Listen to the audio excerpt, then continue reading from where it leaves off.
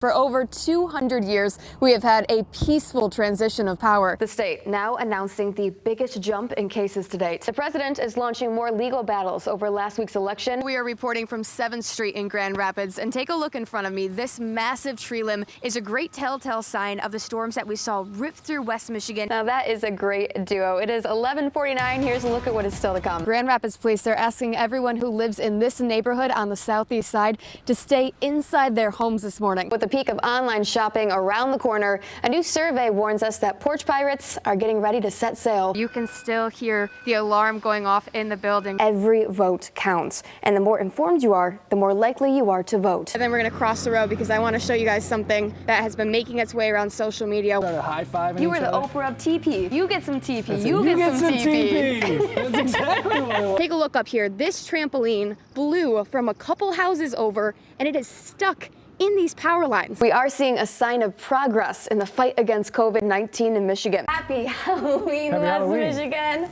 What a pair. Yeah, very nice. Wow. I'm a cold glass of milk. And I'm a walking taco. Yes, Thanks for you joining are. us. In light of all of these shootings, Grand Rapids police are working to reduce violence, proposing a new program to get guns off of the streets. Right outside the NICU on the 3rd floor of Helen DeVos Children's Hospital, you're going to find a cardboard box filled with treats.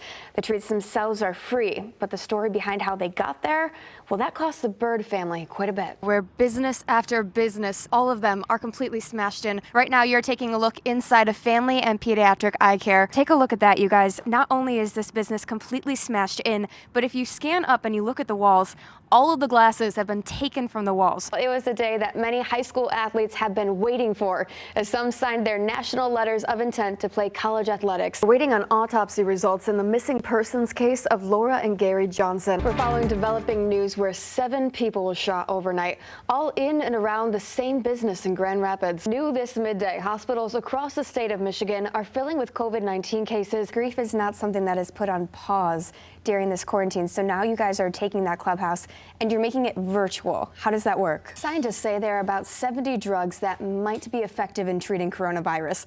But already some drugs are being improperly prescribed or even hoarded before they can be adequately tested. Candace, you brought the life to that vlog. Someone that I know actually just took down their Christmas tree. Yes, Savannah, I just took down the Christmas tree, and I got so much heat for that. Our Savannah Fish, our Hermione Granger of the morning. She is live at John Ball Zoo. Have you made some big purchases recently, I thought you were Sarah? going to say, have you made big money? No, I haven't. Live in Grand Rapids today, I'm Sarah Grummer for Fox 17 News.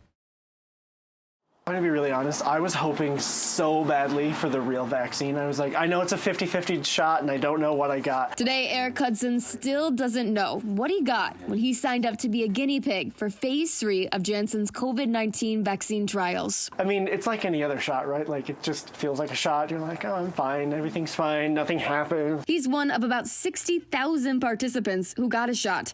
Some of the top people on Hudson's mind as that needle approached his arm, his students at East Kentwood. I mean, I just asked my students a couple days ago, like, my attendance question was, how are you doing really? Like, tell me how you're actually doing.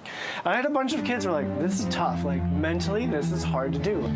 So in hopes of helping his students' mental health, Hudson is putting his physical health on the line. His volunteer experience started with a long day of medical testing at Sherry Health. They warned me it's going to be a 6.5-hour day, which I was blown away by that. I was like, 6.5 hours. Wow, you guys are thorough. Those hours lead up to either getting the vaccine or a placebo shot. Now, 2 weeks later, Hudson is feeling healthy at home, tasked only with logging his symptoms on an app for the next 2 years. So, like, a symptom check is literally, have you experienced any new symptoms or health concerns? And you're like, no, I have not.